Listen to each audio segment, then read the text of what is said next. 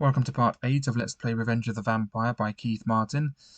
At the end of the last part, I was about to read paragraph 65. Here we go. When you open the door quietly, a vivid shaft of blue-white light streams out of the small hot chamber. A figure is seated with its back to you, and the cloaked and robed figure holds a long glass tube in its metal gauntlets. As you gaze at it, the figure places one end of the tube in an intense blue flame coming from a sizable bronze lamp. On the table at which the figure is working are numerous intricate glass vessels and pipes, and a small number of sealed vials of liquids and oils. If you want to enter here, turn to 158. If you'd rather not do so, turn to 399. Okay, we're going to enter here and turn to 158.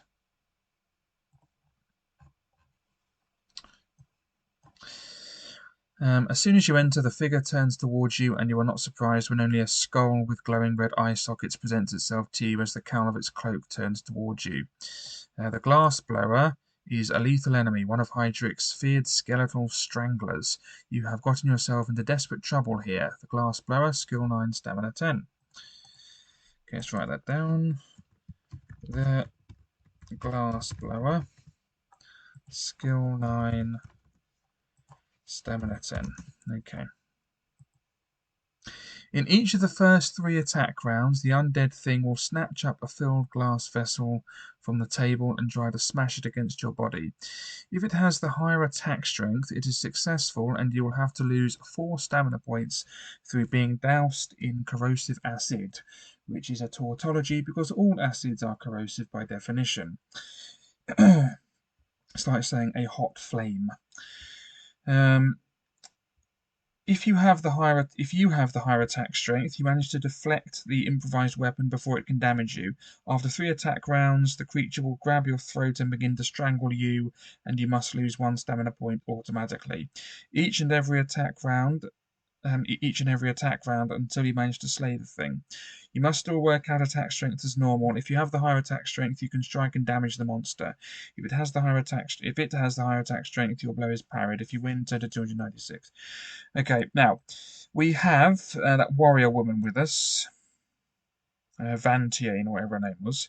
So that's +2 attack strength, and I've already used 1. I also have the gauntlets and the magic swords. That's another +2. So I have +4 to my attack strength, which means it's going to be very difficult to lose this one, in theory. Famous last words notwithstanding. Anyway, so here we go. My attack, my skill is 11 rather. My skill is 11. Theirs is my skill is 11. The glass blowers is 9. Off we go. So 9 plus 7 is 16.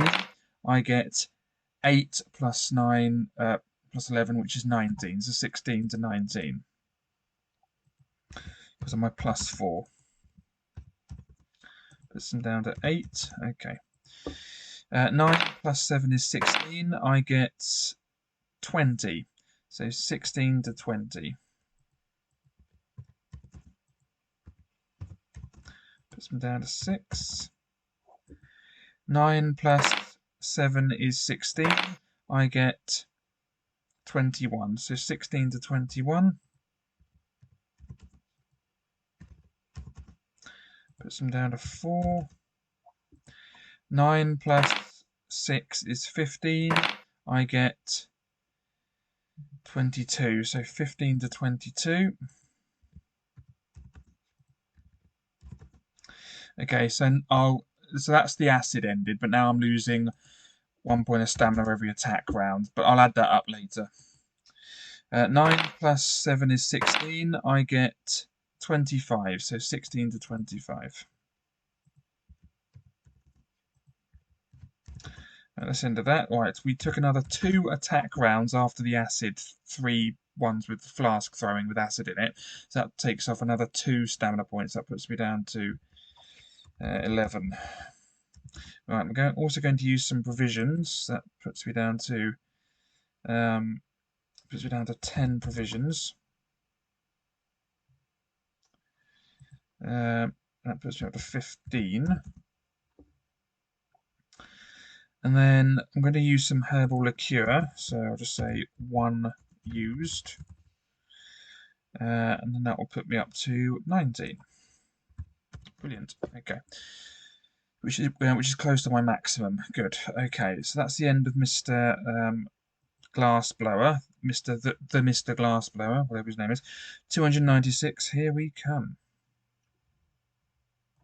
Oh yeah, I've also used Van Tiane twice now, haven't I? So I'll just say used 2. Okay, so 291. Or was it 296? 158. Short-term memory, man, it's just not very good with me. 296. It was 296. Okay. The creature used or attempted to use most of the filled vessels that were here, and there is little left for you to take. There is one heavy flask labelled Oil of Disenchantment, and it has a number inscribed into the wax seal on it. The number is 260, so make a note of this. Okay. Okay, so we have Oil of Disenchantment, and that's 260. So just new line. Oil of Disenchantment. 260.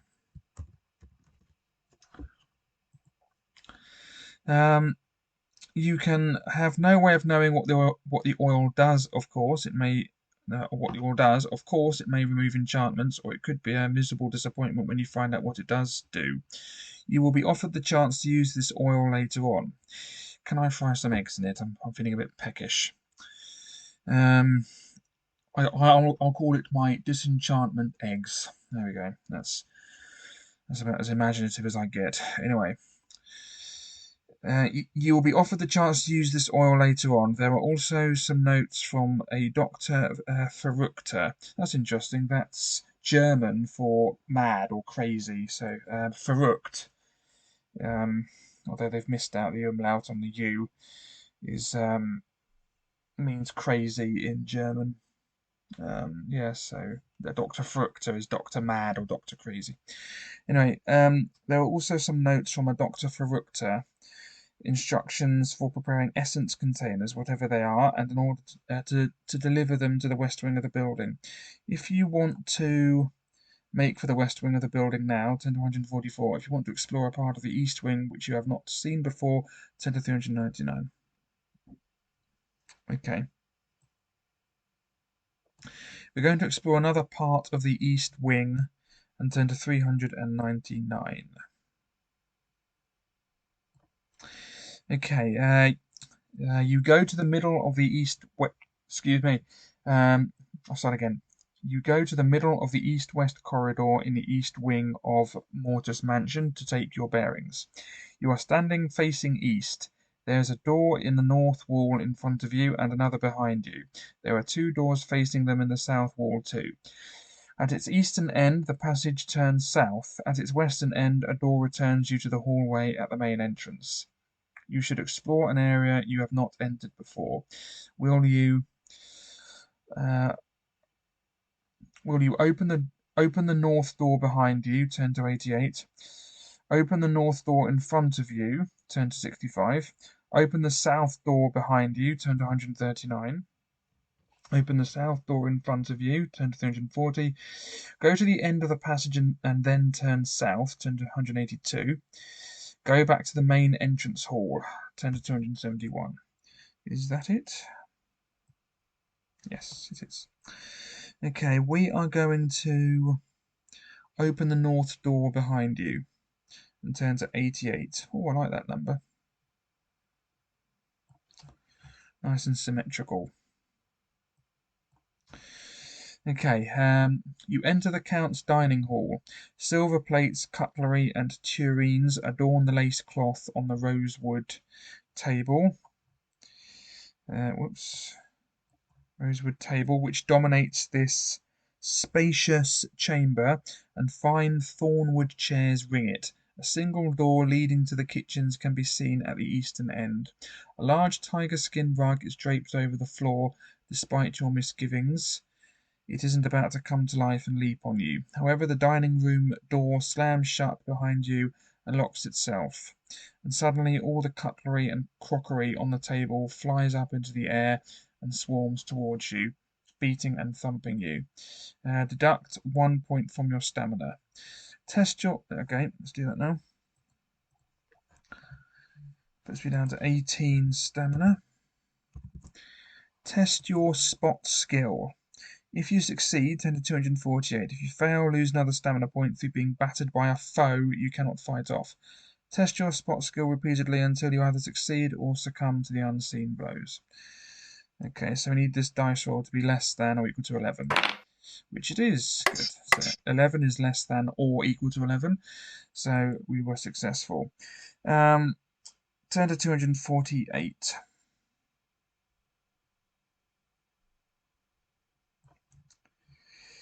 Using your shield to try to protect. I'll start again. Using your shield to try to protect your head against the rain of blows. Out of the corner of your eye, you see something bizarre happening on the dining table. One of the tureens has tipped over, and a shapeless pile of rotting innards is emptying itself onto the table. This disgusting remnant is jerking about with the same rhythm as that of the knives, plates, and servers that are assaulting you. As you look at it, the creature is beginning to take a zombie-like shape. You attack it with your sword. Proto-zombie. Skill 7, stamina 5.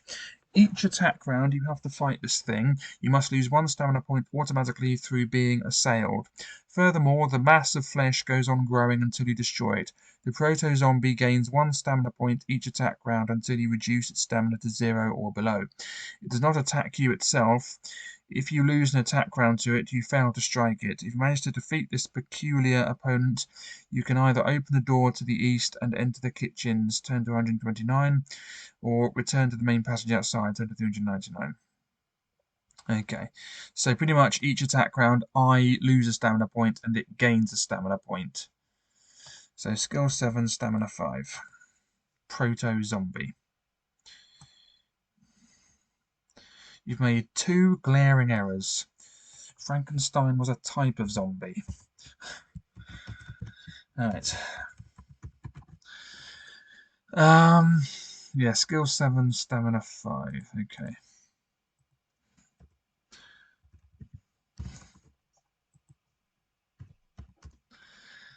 Okay, here we go. So, yeah, I just need to kill it really, don't I? Okay, well, of course I do. Right, okay, skill 7. So 7 plus 7 is 14. I get, I got 2,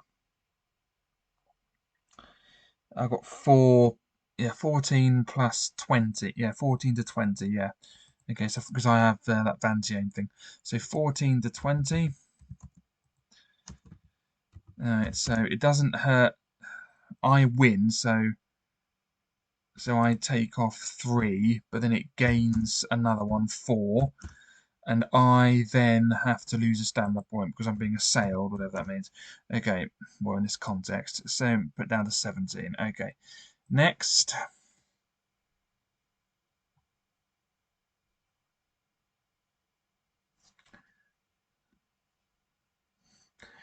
Okay, 7 plus 6 is 13. I get 19. So 13 to 19. To 19.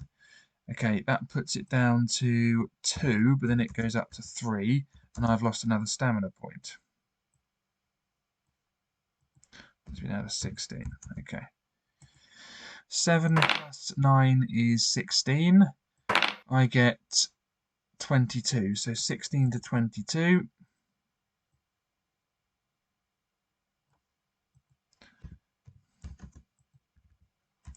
Puts it down to 1, yet it now goes to 2, and I lose another stamina point. That puts me down to 15.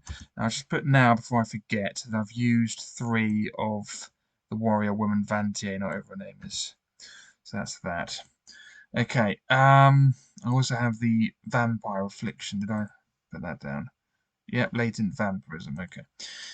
Okay, 7 plus 4 is 11. I get 16. No, 17. 21. So 11 to 21. So 11 to 21. That puts it there. Wrong one. Right, 11 to 21. I saw a zombie and thought, it was this one. Okay, so that's naught. So does that mean it's dead now? Or does it gain another one? Each attack round until you reduce its stamina to 0 or below. Okay, so that's it, because I have reduced its stamina to 0. Okay. So that's the end of Proto Zombie. Did I lose another stamina point? 18. 1, 2, 3, 4. How many did it take? 1, 2, 3. Yeah, I've lost 4 stamina points. So yeah, good. Okay, that's the end of that. And I've used all of Vantiane up, so that's the end of that. Anyway, now we are going to open the door to the east and enter the kitchens. Turn to 129.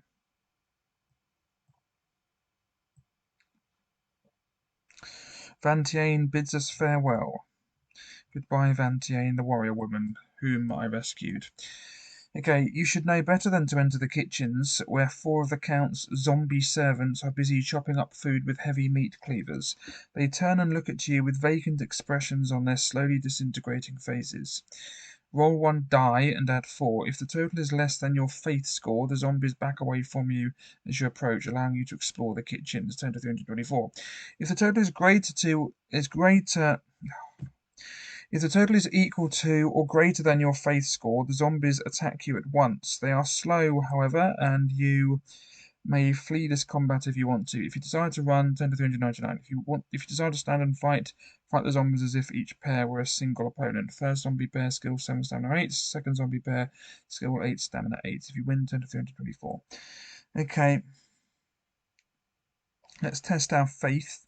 So let's roll 1 die and add 4.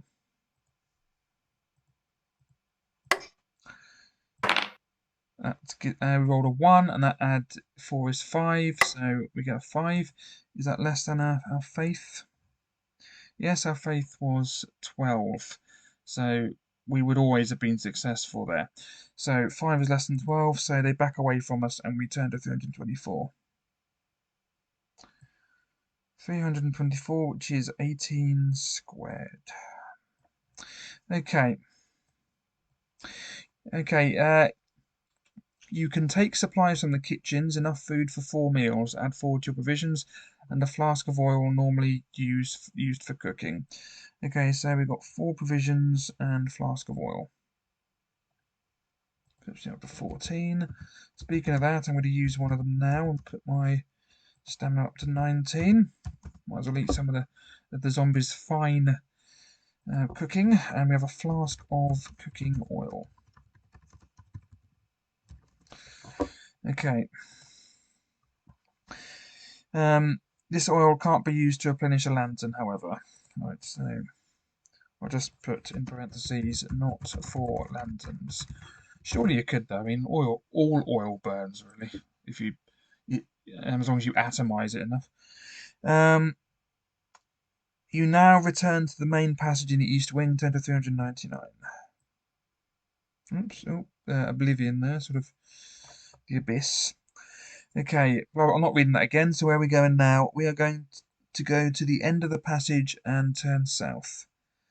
So we're going to turn to 182. I'm not reading that paragraph for a third time. 182. You are standing at the end of the east passage, looking south. There is a door on your left and another one facing you at the end of the south passage. You should explore somewhere you haven't been before. Will you open the door to your left, turn to 368? Open the door facing you, turn to 131. Explore somewhere else in the east wing, turn to 399, or leave and explore the west wing, turn to 144. Okay, we're going to go back to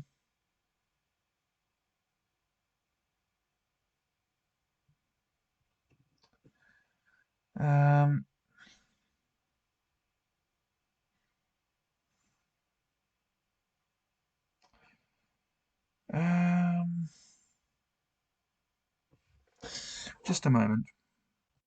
And I'm back. Okay, sorry, there was a mistake in my notes. I wasn't supposed to go to the end of the passage and then turn south. I'm supposed to go to the main entrance hall and turn to 271. Sorry about that.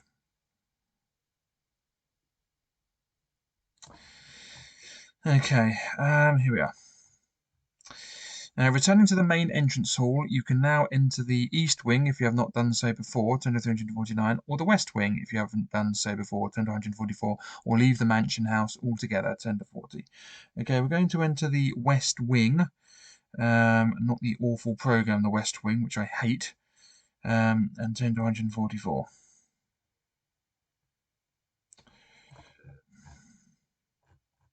Yay, the West Wing, isn't American democracy great? Yay. They work for us, you know. Right, or rather, the people of America, but politicians in general, because they do work for us. They're not entirely out for themselves. No, it's all about the wonders of, wonderful politicians and how great they are. Anyway, which is one of the reasons, partly why I hate the West Wing, because it perpetuates that rubbish. Anyway, 144. You push open the door on the west side of the main entrance hall of Mortis Mansion. This part of the house is well guarded, as you are about to discover. The large and almost bare chamber you enter has a door opposite to you in the west wall, and standing in front of it is a raggle-taggle pack of ghouls. Roll 1 die and add 3 to the number rolled. If the total is less than or equal to your faith score, some of these ghouls will edge away as you approach and will flee the combat to come. You can deduct 1 from the skill and 3 from the stamina of the ghoul pack you must fight. If the total is greater than your faith, you must fight the whole pack of ghouls as a single opponent. Ghoul pack, skill 8, stamina 12. If you are struck 3 times by ghouls, turn at once to 84. If you win, you open the western door and go through it. Turn to 135. Okay, let's test our faith. Our faith is 12, isn't it? So let's do that. Roll 1 die and add 3 to it, wasn't it? So 1 die, add 3 is 7. 4 plus 3 is 7. So that's... Did I roll 2 dice? I rolled 2 dice. Okay, let's do that again. Yeah, that wasn't a bad dice roll. Anyway, 1 die this time. Okay, we get a 1 and add 3 to that is 4. Okay, so we get a 4 this time, which is definitely less than 12. So, yeah, so that's that. So we're now fighting a ghoul pack. Okay, now if they do hit us 3 times, we're dead. So that's that. Now, if it's successful, so we subtract 1 skill and 3 damage. 3 damage. What a spoonerism that was. Not a spoonerism, a sort of weird portmanteau. Stamage. 3 stamina or 3 damage to the ghoul pack. Anyway, ghoul pack 8 to 12. Here we go. Oh, I need more of these damn things. Alright. Yeah, that'll do. Alright, ghoul pack. I'll put the original thing on there, so 8, and then I'll put it down to 7 now, and then it was 12. Was it 12? Yeah, 12. Then I'll put 12 and say it was taken off by 3. There we go. Anyway, so let's do this. Where am I? Not that. Not that. The dice. There we go. Okay, put it back to 2 again. So 11. No, then first, isn't it? So 7 plus 10 is 17. And I don't have Vanjie anymore. I still get the +2 for the gauntlets and magic sword. So at 17, I get 22. So 17 to 22. Whoops. That puts them down to 7. Okay. 7 plus 9 is 16. I get 19. So 16 to 19.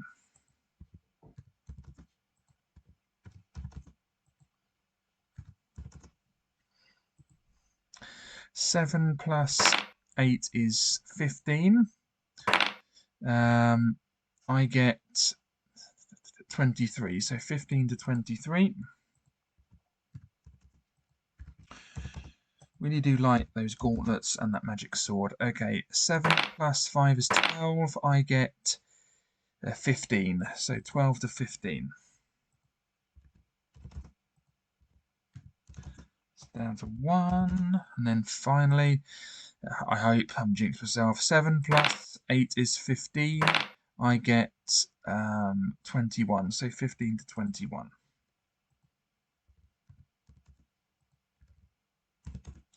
That's into Mr. Ghoul pack. Good, off he goes.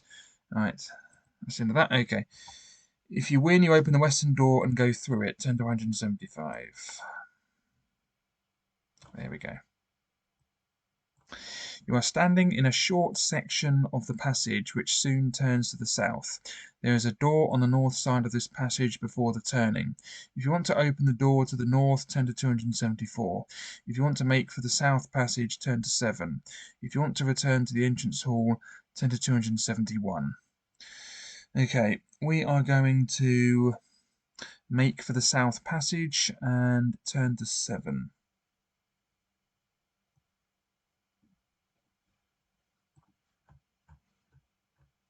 Oops. Oh yeah, it's not in order, is it? There we go. Okay. You are standing at the top of the southern passage looking southwards. There are doors to your left and right and one directly ahead of you at the end of the passage. You should explore an area where you have not been before. Will you open the right-hand door, turn to 85, open the left-hand door, turn to 29, open the door in front of you, turn to 55, or backtrack to the west passage and turn to 175. Okay, we're going to open the door in front of us and turn to 55. Oh, just had it there. There it is. A sign on this door reads, "Laboratory, do not enter." If you don't want to disturb the occupant, turn to 7 to explore elsewhere. Otherwise, you can either knock on the door and wait for a response, turn to 126, or simply force the door open and go in, turn to 313. Okay, we're going to force the door open and go in, and turn to 313.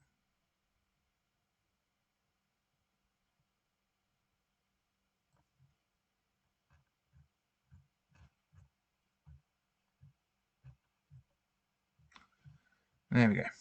The laboratory here is a bizarre clutter. Vessels of bronze, iron, and glass seem to have been thrown around randomly, though they are connected by many glass and brass pipes which run all over the place. Oily, foul-smelling fluids bubble and simmer in flasks suspended over oil-burning lamps. Strings of rank weeds and grasses bundled together hang from iron rails suspended from the ceiling. Vats hold coloured liquids, and there is even one filled with what looks unpleasantly like rendered fat. Steam gushes from odd mechanical contrivances which clank and whir. Wooden steps lead upwards into darkness at the eastern end of the room. Seated high above this mechanical pandemonium and poring over a huge book is a white-haired old man with an implausibly long nose, on the end of which perch huge eyeglasses. He looks up at you irritably. "What is it?" he snaps. "I'm very busy. I have the ghoul essences to get ready for next week, and the fat digesting machines got clogged up this morning. What do you want?" You hardly know what to make of all this. If you want to attack the man, turn to 199. If you prefer to talk to him, turn to 227. If you decide to retreat and search elsewhere, turn to 7. There he is. Okay, we are going to talk to him and turn to 227.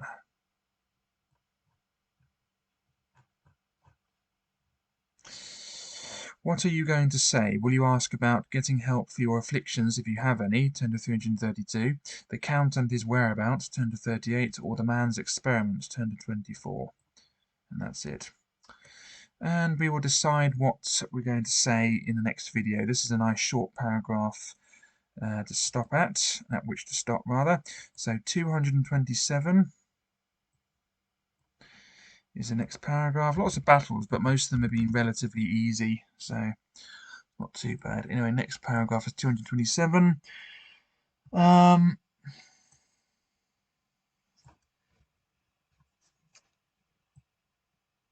Just do that. Okay. So thanks very much for watching. In the next video, we'll be deciding about what we're going to talk to this man. So thanks again, and goodbye.